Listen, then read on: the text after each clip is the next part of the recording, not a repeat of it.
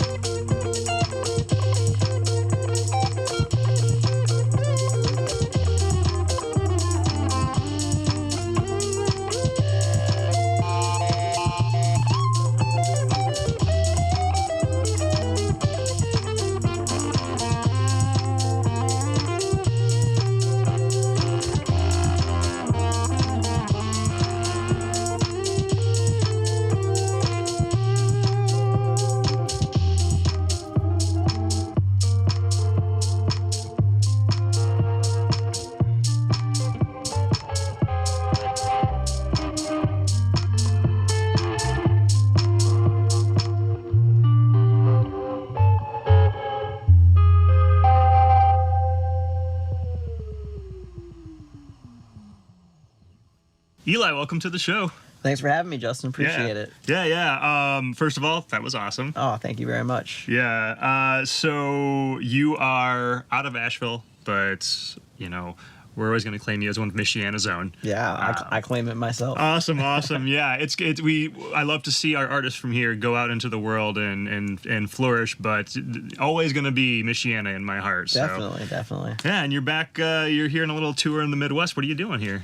Yeah, my band After Hours is going to be playing at Float Fest, which is tomorrow in Goshen, and then just doing a few other gigs around that, being sort of the anchor gig, bringing me back. I'm playing at LaSalle Kitchen tonight, and then Emma Hearth and Market on Sunday. And always nice to come back and see my folks and see my friends and play some music. Yeah, definitely. And you've been here for a little while. You've been around Michigan a bit, doing some shows. And... I just got in 2 days ago. Oh, okay. And then I played last night at Watermark. And I did a run of shows last month as well. That was like 3.5 weeks long. Okay. This one's a little bit shorter because I've got some shows to get back to in North Carolina. But I'll be back up in the area in November as well. Nice. Doing some duo tour stuff with Jordan Hamilton, who's a really amazing cellist.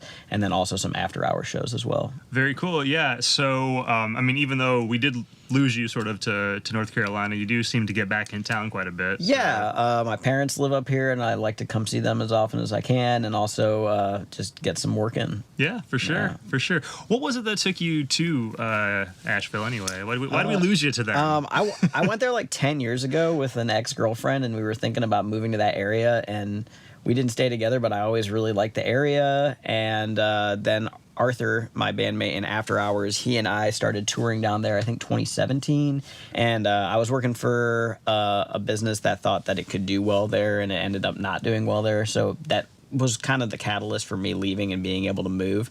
And then I stopped working for them like shortly after I moved, and just have been doing music full time since then. Nice. So let's talk about that a little bit, because you, doing music as a full-time gig, that is not the most secure of paths. So what led you down that road and feeling comfortable doing that and just taking that leap of faith to make it happen? Well, I've been doing music pretty much full-time since 2015. I quit my job working at the Whole Foods in Mishawaka and started doing music full-time with Arthur in After Hours. I wasn't really doing a lot of solo work at the time, and then COVID hit, and it became a little bit difficult for the two of us to play out. So I started doing more solo stuff. And just getting work around here and figuring out like what it takes to get bookings, like having good things like high quality video of performances and photos and website and all that stuff that y'all are kind of providing for people, which is awesome. Yeah. There's not enough like institutions that help artists figure out how to get to that stuff and then take it to the next level of being able to use it as like booking press kit type stuff. So kind of being around here really helped me figure out how to run my own music business. And then going down there, as soon as I lost my job with the company that took me down there, I started playing bass as a side man in someone else's band.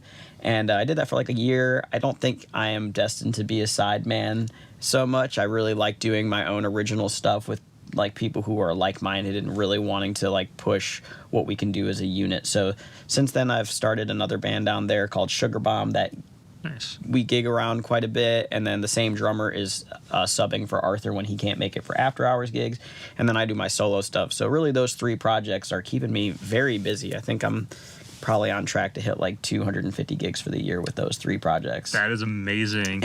And one thing I really like about being in Asheville is that all my gigs are about 15 minutes away from my house. Whereas like when I was living here, it was great getting to play in Michigan all the time. But Arthur and I, one summer, we drove to Traverse City every weekend. Yeah. And so I saw that the potential to like gig more regularly and more locally was a thing there. So that was another thing that really attracted me to the area. Yeah, we do have a great scene here, but it's a rural space, so it can be very disparate. And then if you want to extend out even further to the Traverse Cities or the Indianapolis or whatever, you can spend some time on the road. For some reason, After Hours never did particularly well in Indianapolis, so we always did like Grand Rapids, Traverse City, Kalamazoo kind of circuit, and been doing that for I think since like 2014. Yeah. So yeah. Yeah. So I want to go back a minute because you said it earlier, the business of it. Mm-hmm. You are a business person. You're not just an artist. You are a business person. I guess. So yeah, I mean, talk to me about that. I mean, you have taken your art and you are also turning it into your way of living. Yeah, I gotta shout out my dad for helping me figure out how to run businesses, because he had me helping run his business when I was 12. And I ran it until I was done with college. Oh, nice. We ran like an online textbook sales company, like college textbook, through Amazon and other various outlets. But I was managing the inventory and I was doing all of the customer service management. I don't think CSM was really a thing people said back then, but that's basically what I was doing.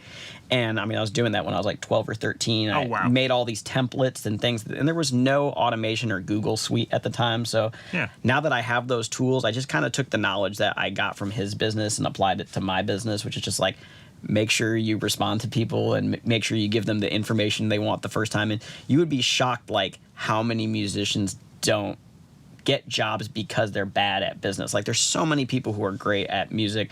I don't think I'm the best at music, but I do handle my business okay. So I think that helps me stay employed. But, like, you know, I want to spend more time on my craft and working on the art, but, like, a good chunk of my week is dedicated to, you know, bookings and keeping up the social media stuff and just making sure I'm organized. Yeah, I mean, I don't think people always realize all that behind the scenes that goes into being a full-time musician. Yeah, I'd say it takes up like more time than practice, which I don't necessarily want. So I'm like, I've always been looking for an agent to take it off my plate, but every time I've found one, I find like, I think I would do that just a little bit better. Yeah, and it's hard to really let it go, you know? It's hard to let it go, especially when it's costing you money. Yeah. And so, I'm just, I'm kind of resigned to like probably doing a lot of the business for the rest of my life, and that's okay. Yeah. But yeah, I think I just, I have a bit of a natural knack with it. Both my parents were self-employed like most of my life. And then just having like, you know, I don't think there was a lot of people around South Bend that were doing music full time. And so I kind of had to like see how people were doing it a little bit in Chicago and see how people were doing a little bit in like the Michigan markets. And once I saw, oh, okay, that's how you do this, I can kind of replicate that for my own model. It'll be a little bit different because everybody's path is so unique to their own style. And so that kind of indicates what kind of gigs that you get. You know, if you're a hip hop band, you're not going to be playing at an Italian restaurant as background music, but like an Italian restaurant as background music was my first gig when I first quit Whole Foods. I was playing at Simonini in Granger, and that was like my regular gig. And then I was like, oh, so, you know, weeklies really help, or having just regular work. And then they were nice enough to let me shoot some videos in there, and then I took those videos and I took them to some other places and got more work. So yeah, just kind of like figuring it out how it all works was part of the path for sure. I am curious though, because you mentioned your parents, and you know, when you were talking to your parents about music as a full-time gig, you know, or your family or your friends, anyone in your circle, how are people reacting to that as you taking this journey? The year before I did it, I was like in a relationship about to get engaged, and I mentioned the possibility of that, and it was like, it's either me or the music, and so I went with the music. And that was a safer bet long term. So I'm still doing it. A lot of my friends kind of questioned it, especially when I was working at Whole Foods, and it seemed like I was like moving up on their weird corporate ladder. I definitely like drank the Kool-Aid at that point and was really trying to be like run a store at some point, but it just wasn't really making me happy. And so my parents just wanted me to do what made me happy. I mean, they definitely want me to be secure, but even at that time I was still gigging so much, it like was pretty clear I was going to be able to do it. And so they've always been really supportive. My mom was a piano tuner and piano technician and has worked around music. And so they've always been really supportive, but they also like want me to have stability. So there's a fine line, but I mean they're extremely supportive. Well, and your educational background is in music, right? You went to IUSB, correct? Yeah, my mom, when I first started wanting to play guitar, like the reason, this is kind of like an aside, but the reason we moved to South Bend was because the U.S. Olympic table tennis coach was coaching here at the time. I was really into table tennis. We moved here so I could train with him. Around 15, I kind of lost interest in that, and I wanted to play guitar, and my mom was like, if you're going to play guitar, you need to take classical guitar lessons. So I took classical guitar lessons with Jerry Zubko at Mendoza Guitars, which was the same teacher that Jake Sininger from Humphreys studied with, and then I studied with the other teacher there, Dean Wax, and yeah, it got me into classical guitar. And within like a year of doing it, I was like, I think I want to pursue this in college, which might have been like a foolhardy idea because I don't really play it anymore. And since I did my senior recital, I'm kind of like left the classical world more in lieu of doing like jazz and improvisational stuff. But it gave me a lot of technique background. Yeah. And so, yeah, my educational background is in technically in classical music theory and classical guitar performance. But I don't really, I mean, it was classical theory that it hardly applies. It's very rare. I need to like identify a Swiss augmented sixth chord or something and, you know, looking at polyphony, but it did But the foundation is there. And so I'm really grateful for that. So I graduated from IUSB in 2010. Okay. And I've been doing music pretty much around the area since then. First with a band called The Beat, that was like a hip hop project, which was also with Arthur. Love The Beat. Thank you. And then when that project kind of started to like fall off, we just continued to work together as a duo. I think we did like 2 shows and we were like, we can do this still. Like I think we always had this idea we needed a vocalist or we needed a soloist, because before The Beat we had a band called Sober K with a really great saxophonist. But then we were just like, I think this could be a thing, and like traveling with 2 people in a car is easier than traveling with 3 people in a car, and it's easier to find lodgings. And the duo thing definitely is like a specific niche. It's rare that people are going to go crazy and go dancing to your music like nonstop, because it's small. It's not as huge as a sound as like a big band, but it gets you into like, you know, gigs that you might not get otherwise. So we've done a lot of background work, but we've also played a lot of festivals and, you know, just everything in between. So I really love the project. Well, and also, you know, you mentioned a little bit earlier, I think you put yourself down slightly as far as your quality of musicianship. I think that classical background is there, and certainly you're not having a vocalist, you still have this way of communicating, of, you know, telling a story, putting forth emotion without lyrics, which is not something that everyone can do. So I think you're doing well in that. I appreciate that. I mean, how do you approach that when you are composing music? What are you thinking about communicating, and how are you going about communicating that without the benefit of words? That's a good question. I think I don't go into things all the time writing with an intent. Sometimes like writing is the intent. Like it's just like a process of finding sounds that I like. Yeah. Everything on this record here, the solo record that I did, was just written during like the first 3 months of lockdown when I didn't really have any other options to do things, and I was just kind of channeling my feelings into it. But it wasn't like the only song that had like an idea before I wrote it was Take a Walk on the Mild Side, where I wanted the feet are the drums like walking at a very specific pace, and I like mic'd my shoes and stuff. Yeah. But everything else is just kind of like I was trying to capture a feeling, but there was no thought about like, okay, I'm gonna write this so it sounds like this. It just kind of happened. I don't know. It's not a great answer. But like for the after hour stuff, I would say we pretty much write everything out of improv. So for like when we were going up to Traverse City since like 2014, I would always bring my laptop and record all the shows, and then we would listen back and be like, that 5 seconds, that could be a part. That 6 seconds, that could be a part. Let's put them together. And then we'd have a song, and then we would like go out and play it on the road and just like kind of build our improvisational vocabulary with each other, so that we had like pieces, but they could flow into one another, or they could be totally free. And yeah, I think just I've always found instrumental music to be expressive enough for me to not need to add vocals on my own stuff. It's great to work with other people who do that, and I love what we can create in that way, but I can make a lot of sound by myself. Sure. And as we just saw. As you see, and I mean, you know, for a long time I didn't want to bring out the keyboards because I wasn't good enough at the keyboards, and I would like stay in my room for a while and work on that for months. And then I had a vocal looping rig that I don't really use anymore. That was more in the beat, but it's just like adding these different layers over time and just practicing a lot and getting it down. And, you know, a lot of people will be like, how do you get so many sounds? Or I don't even know what you're doing when you're doing what you're doing. I was like, I don't either. It's just a lot of it is just trial and error. And, you know, if it creates a mood or a feeling from it, that's awesome. But sometimes it's just like, it just happens in the moment. And yeah.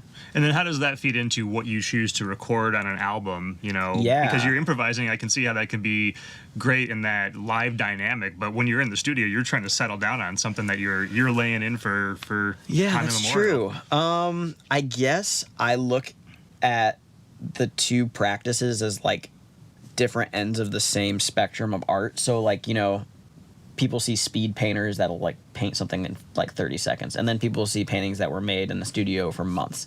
And I kind of feel like the studio is like the month's painting, and the speed painting is like the live set. Yeah. So when I'm playing live, I can always hear all these other instruments that I want, but I can't have because I can't play them. One of those instruments is largely vibraphone. I don't want to carry a vibraphone around, and I'm not really good enough at it to warrant having one. Sure. But we borrowed one for the Music for Cats records, and it's all over the album. And so just being able to take my time, I know what the songs sound like in my head from playing them over and over, but I can't always replicate that perfectly live. So the studio is like, okay, we're going to run this vibraphone through a delay pedal that's going to go through 2 stereo amps and ping pong the sounds back, and then we'll record those and then pan them hard left, right. You know, we worked with engineer Brian Lewis at the Golden Mallard in Elkhart in 2021 on the record, and it was just a really creative process. I think this is the first After Hours project where I'm like really happy with how everything went from like the conception of the songs to the recording of them to the mixing, mastering, art for the vinyl. I like love how it came out, and it's like the first project that we both feel really, really stoked on. Yeah. Well, and you know, if I'm trying to describe you to someone and what you play, I might say, well, Eli plays guitar, but really you're playing a whole rig. I mean, as we just saw, you have many pedals, and you're constantly, you know, toying with them and adjusting them and making things. So I mean, you've got this whole array of what you're doing. So you know, I mean, you are really truly a multi-instrumentalist. Yeah, I mean, thanks, man. I mean, so the hybrid guitar is what I'm playing right now. It's half bass, half guitar. All awesome. It's got separate outputs for bass and guitar, and then they meet at a stereo looper and split to a bass amp and guitar amp. My background's in guitar. Around 2009, I was going and seeing Charlie Hunter a lot, and I've seen him like 40 times total. He's my favorite artist. And seeing the hybrid guitar, I was like, you know, I don't do that, but I want to do something with that. Yeah. And so I've been playing some form of hybrid since 2009. I got this one a couple years ago, and it's really like kind of changed my sound because it just sounds so much better than the other one that I had in terms of just like the low end of the bass because it's the right length. That's kind of some nerdy physics stuff, but it's like basically it has enough space there for the tension on the string to be tight enough that it sounds great. Yeah. Keyboards, my mom, like I said, she was a piano tuner and technician, and she got me into piano lessons. It never really stuck. I wish I was a better keyboardist, but I'm good enough at just a few little things that I can make a lot happen. And this particular rig is really new for me, using the Electron Digitac, which is like sequencing all the drums. So there's like very specific parameters, but I find that like creativity often comes from like very specific parameters. It's hard for me to have like a DAW open and looking at my laptop and be like, where do I start? You could do anything, but when I have this system, it's like, okay, well, I know I have to make a beat. I know I have to have a bass line. I know I have guitar lines. And so, yeah, it's just like a set of parameters I really enjoy working with. Sure, yeah, you got those bass components, start piecing them together, see what comes out of it. So, and, you know, keyboard, piano, I mean, even if it's not your main instrument, the thing you know the best, that is a foundational musical instrument, and so that gives you that baseline of kind of the knowledge to start with, which totally yeah, it's important. It is. I wish I had shedded more as a kid, and I'm starting to get back into like playing keys more a little bit here and there just to like have more language access, because like guitar, you're just moving shapes around. Keys, you have to actually like know the relationship of half steps and whole steps to like figure out your chords a little bit more. Yeah. So, Music for Cats. Let's talk about this album. Is it for people? Is it for cats? It's for everybody. Right. But, yeah, basically the idea was, like, people who like music, like, who are music heads, I should say, seem to be into what we're doing. And, you know, people who are music heads often are, like, you know, in the 50s and 60s, they'd be like, that guy's a real cat.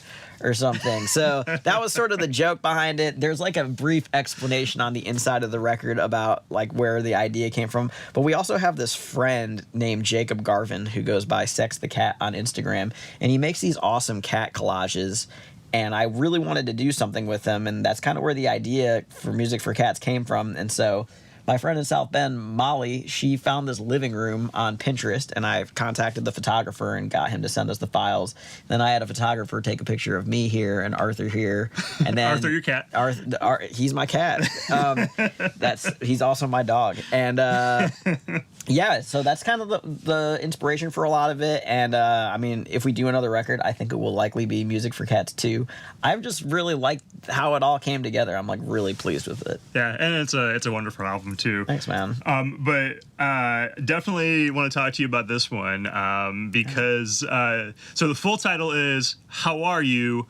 No, really, how are you? Yeah. And just right there, that says so much about the moment in time it came out, because we were in this lockdown period. Everyone was suffering in a way that I don't think any of us ever expected to in our lives. You know, we're reeling from the world kind of being upturned. Mm-hmm. And then you had this beautiful album come out, and I just love the play on that. You know, you're walking down the street, you see someone you kind of know, and you're like, hey, how are you? And you say that without even really meaning it. Totally. It's like a greeting, but it's not a greeting. Yeah. It's an invitation, but most people don't really want you to take the invitation. Yeah. I didn't mean to actually ask you it's that. It's rhetorical, buddy. But no, I have...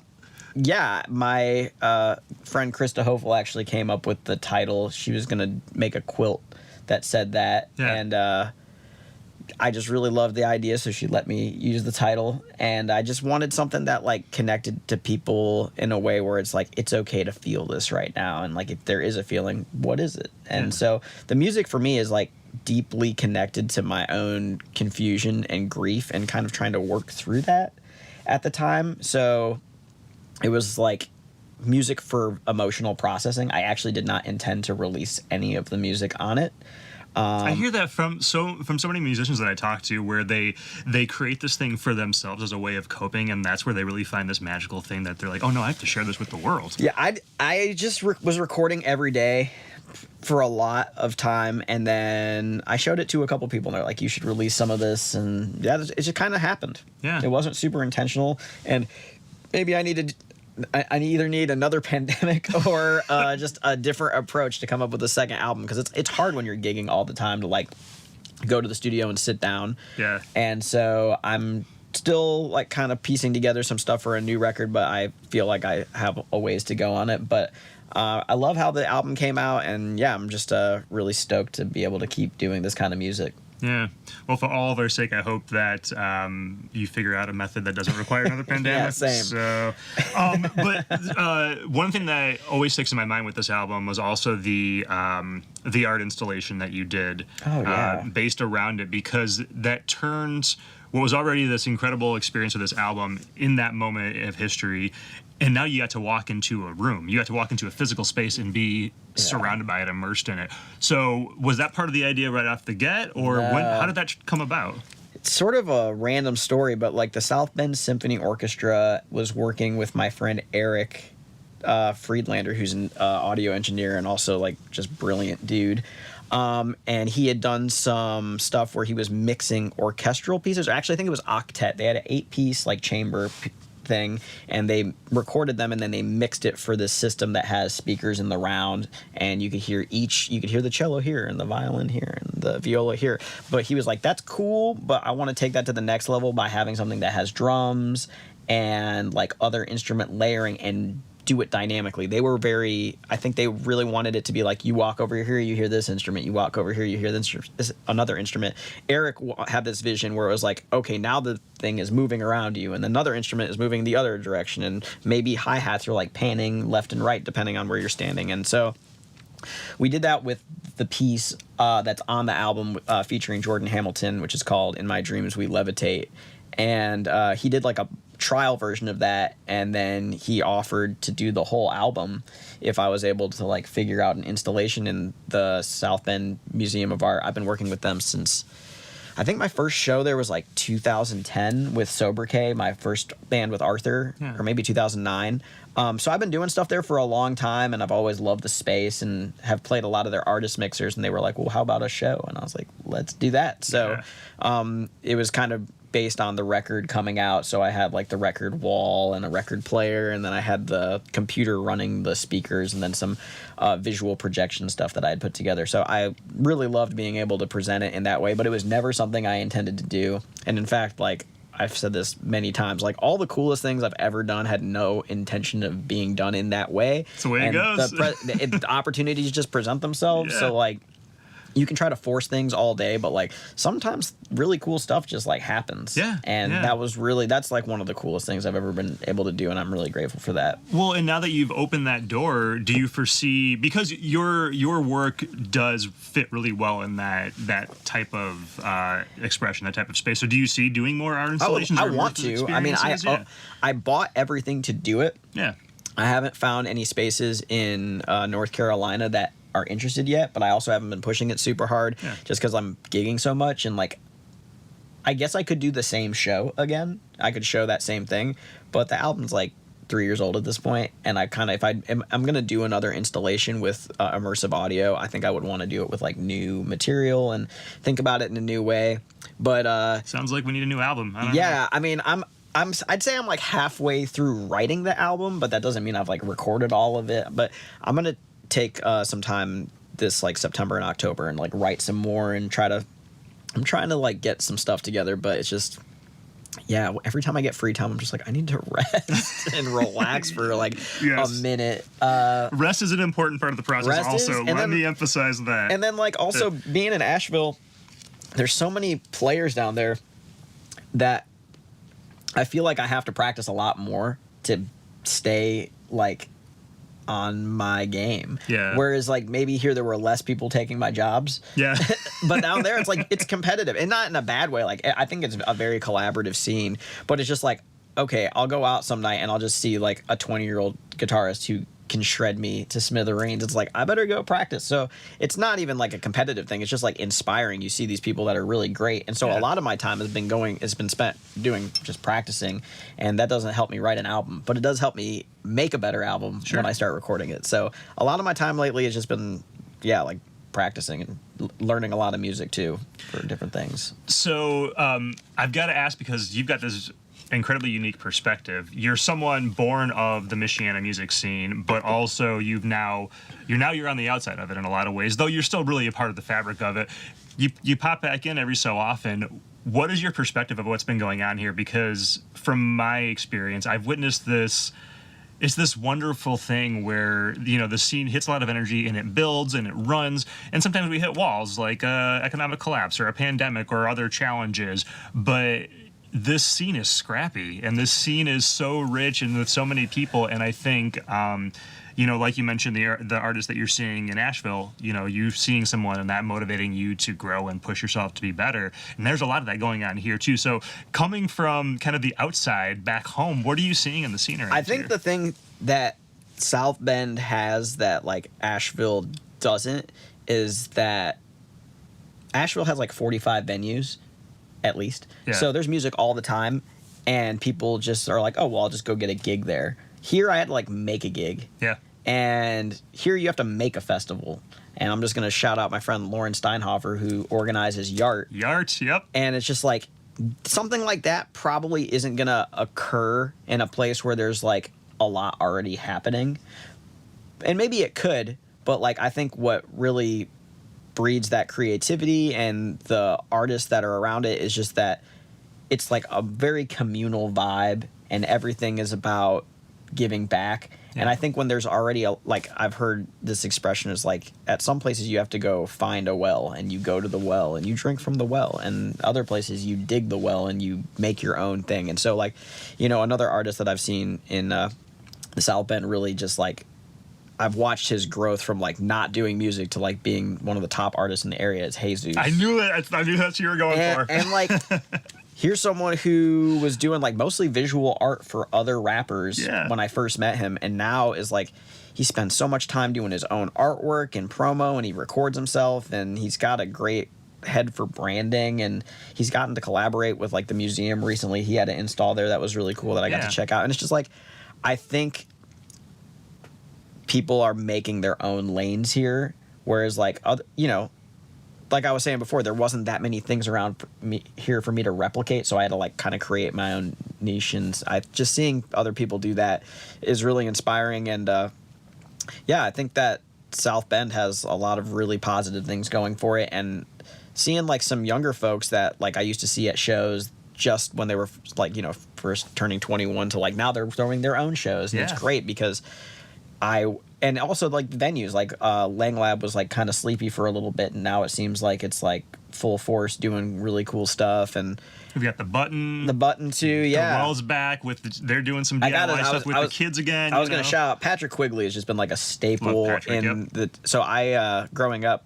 We have so many heroes in the scene. His guitarist and Doctor was my next door neighbor. So I've seen him around, but he was always touring. And then like once he started like putting down roots and like doing more local stuff, he's just always doing amazing things for the community. And it's very selfless. And I feel like what Lauren does is similarly like, it's not about, you know, getting attention. It's about like giving back. And so I think that there's people here that just have like great hearts for giving back to the community with art and music. And I love that. Yeah, I think it is. I think it's people with great hearts, people that they're scrappy, they want to make something happen. And like you said, the things aren't there, which in some ways seems difficult, but then it allows us to create our own thing. And I think that's the magic of the Michiana scene. You know, Jesus has in Homegrown Hype, they've got the whole South Bend Don't Quit.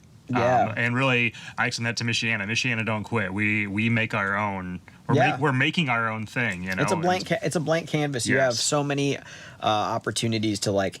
If you think of something, you can do it. There's really nothing stopping you. And I mean, there's things happening outside the music scene where it's like I saw someone doing like pop-up events with like thrifting stuff. Yeah. And now it's like a whole big event that they do. Ryan Blasky. Yep. And it's just like, it's really cool. What's it called? Yeah, totally. Yeah. Yep. And I just thought, here's an idea that like came out of like, okay, we have some space. Let's try this thing. And now they're doing it on the gridiron. And it's like, that's so cool. I love to see that. I want to, I think part of what, part of the reason I left was I wasn't seeing a lot of space for me to like go up anymore, and I needed to go out in order to like find other places that I could go up. Yeah. But like, this was a great place for me to learn how to do what I was doing. And, you know, just because I left doesn't mean I don't have love for the area. It just meant I probably wasn't going to work as much as I wanted to here without having to do a ton of traveling. Yeah. And the music scene is a little bit, I think, less into instrumental music around here than it is down there, just because there's a lot of jam bands and a decent jazz scene. Yeah. So I think it pushed me in a way where I wanted to go find something else. But there's so many opportunities to do really cool things in the South Bend area. And I mean, I love it for that. And especially like for visual art too. Yeah. I found that the visual art scene is just, they're very supportive of one another. And I love to see that. Yeah, yeah, it does. Like you said, it goes beyond music. It's a whole cultural thing. Yeah, it's great. And you know, if things don't work out in Nashville, you've always got a place to come back home. We'll always welcome you back. Appreciate that. I mean, and there's a good chance that will likely happen. Yeah, so yeah, I love it. All right, so you've got the tour. You're hitting these dates. Maybe we've got some album. Yeah, I'm hoping for a solo album next spring, maybe. I just recorded an album with my trio Sugar Bomb, and that will definitely be out next spring.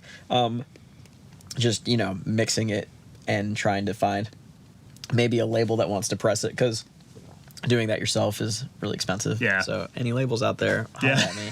And but I'm really, really proud of that project and what we're doing. And I'm just kind of trying to keep putting stuff out as best as I can. Yeah, and anything else coming next besides that? Or well, just the November tour. I'll be playing at the Museum Art Lights Gala. I think that's on November 7th, and then I'll be back in South Bend on the 10th for a house show at the Bramble, and then playing at GB Co. the following Wednesday. All these are with Jordan Hamilton. Nice. And beyond that, I'm just trying to practice and hike when I can and play a bunch of shows. And been gardening a lot this last month. And, I love it. What are you growing? Flowers, vegetables? Both. Yeah. Right, nice. A little bit of both. Yeah. Nice. Just like after I got back from tour, like the next day I went out and just like leveled my yard. And, so just doing a lot of different stuff that has been really fun as like a creative outlet that isn't related to music, being able to do that. And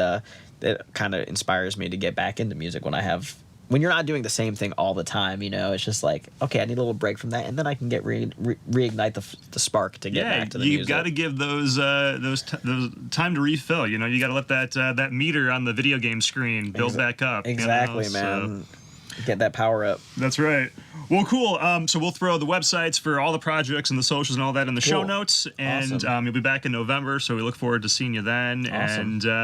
And thank you for coming on the show. Yeah, thanks for having me, and thanks to PK for engineering. And that was a tune that you heard called Pixie Sticks by my band After Hours, and it's on the new Music for Cats record. Definitely check that out. Definitely check out the solo vinyl as well, and hop on the websites, buy some stuff from Eli. If you want independent music, if you want quality art, you've got to support the artists. Give musicians your money.